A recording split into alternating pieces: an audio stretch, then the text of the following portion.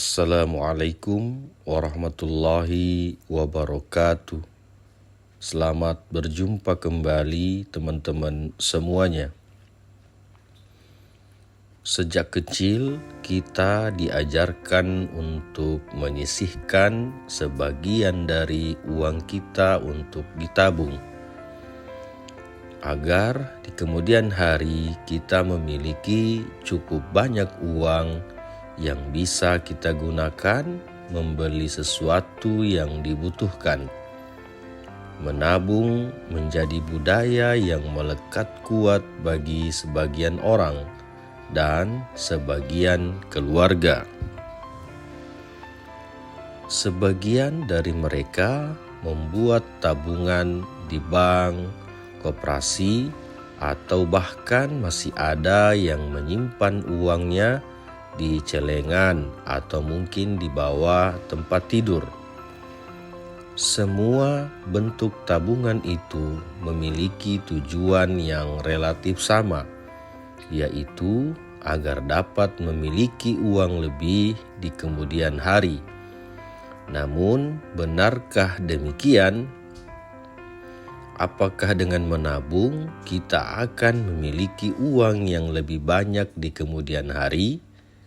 Sayang seribu sayang, ternyata menabung tidak akan membuat Anda memiliki uang yang berlebih di kemudian hari.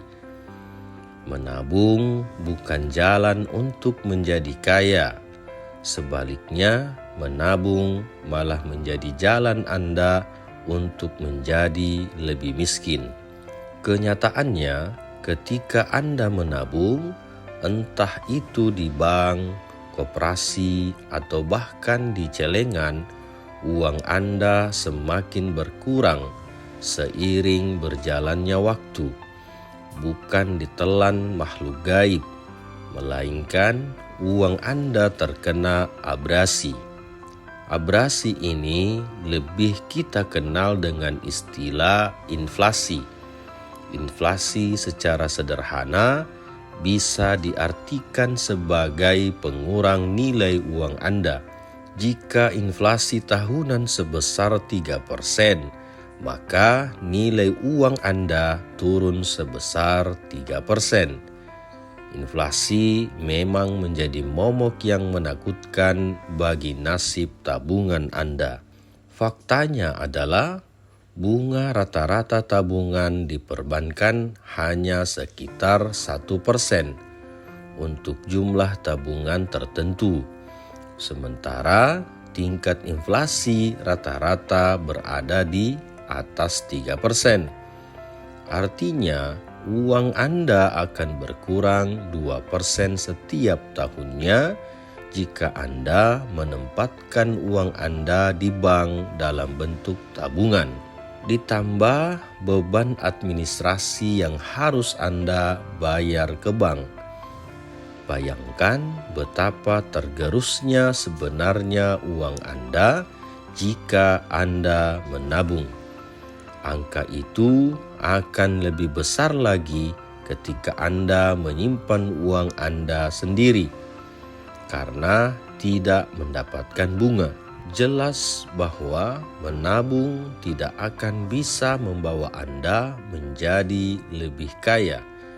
Pertanyaan selanjutnya adalah, lantas kemana harusnya uang kita ditempatkan agar tidak berkurang dan alih-alih bisa bertambah?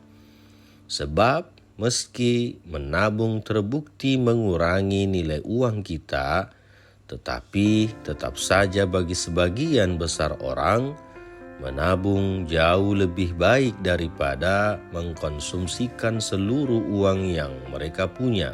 Kita tetap butuh yang namanya financial planning untuk merencanakan masa depan. Tapi apakah solusi satu-satunya adalah tabungan? Apakah tidak ada instrumen lain yang bisa Anda gunakan sebagai tempat menaruh dana yang Anda miliki? Sebenarnya ada banyak sekali instrumen-instrumen keuangan yang jauh lebih baik dibandingkan dengan tabungan.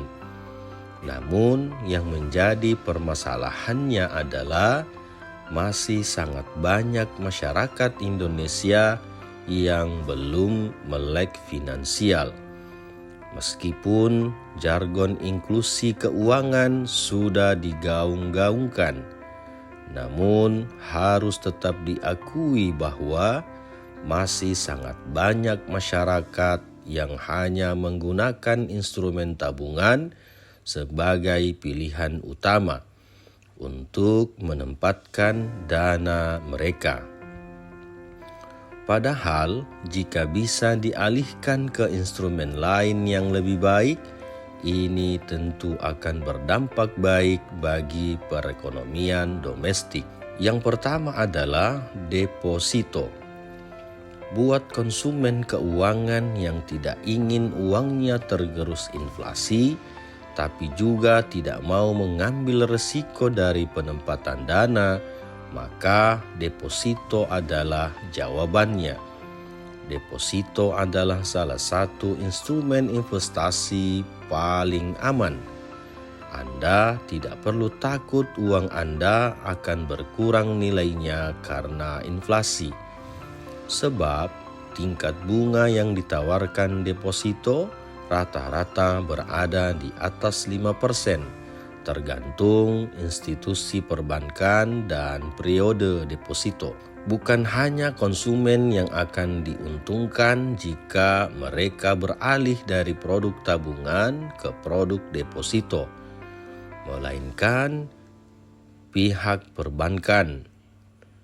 Dengan semakin banyaknya konsumen yang memilih instrumen deposito ketimbang tabungan, maka akan semakin mudah bagi perbankan dalam mengelola maturity mismatch-nya, yaitu periode jatuh tempo uang nasabah dan jatuh tempo kredit yang disalurkan.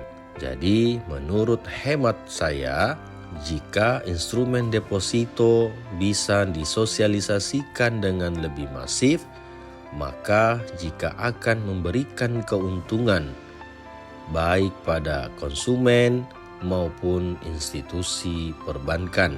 Yang kedua, pasar modal. Buat konsumen keuangan yang ingin mendapatkan return yang lebih tinggi dari investasinya, rasa-rasanya pasar modal adalah hal yang tepat untuk dipilih. Hanya saja, untuk berinvestasi di pasar modal, diperlukan pemahaman dasar seputar pasar modal. Stigma bahwa investasi di pasar modal itu rumit dan memiliki potensi kerugian besar menjadi salah satu penyebab dari masih minimnya kontribusi investor dalam negeri yang berkecimpung di instrumen investasi ini. Akibatnya apa? Indeks harga saham gabungan menjadi sangat terpengaruh dengan keputusan investor asing. Pendidikan pasar modal sudah seharusnya diberikan seinklusif mungkin agar meningkatkan partisipasi masyarakat luas dan menambah proporsi investor domestik di pasar modal. Sebab dengan meningkatnya kontribusi masyarakat dalam pasar modal akan sangat berguna untuk mempermudah emiten mendapatkan pendanaan melalui skema initial public offering. Juga jika emiten ingin menerbitkan obligasi, hal tersebut akan sangat mempengaruhi tingkat kepercayaan terhadap ekonomi domestik. Banyak instrumen-instrumen lainnya yang bisa digunakan oleh masyarakat sebagai opsi untuk menempatkan dana mereka, atau lebih tepatnya melindungi uang mereka dari gerusan inflasi. Permasalahannya adalah masih sangat banyak masyarakat yang belum mengetahui tentang instrumen-instrumen keuangan sehingga instrumen yang dipilih tetap tabungan. Oleh karena itu, peran dari berbagai pihak sangat diperlukan dalam memberikan edukasi keuangan terhadap masyarakat. Sebab jika ingin menjadikan masyarakat lebih terdidik, kami percaya bahwa salah satu hal penting yang harus dibenahi adalah perencanaan keuangan masyarakat itu sendiri.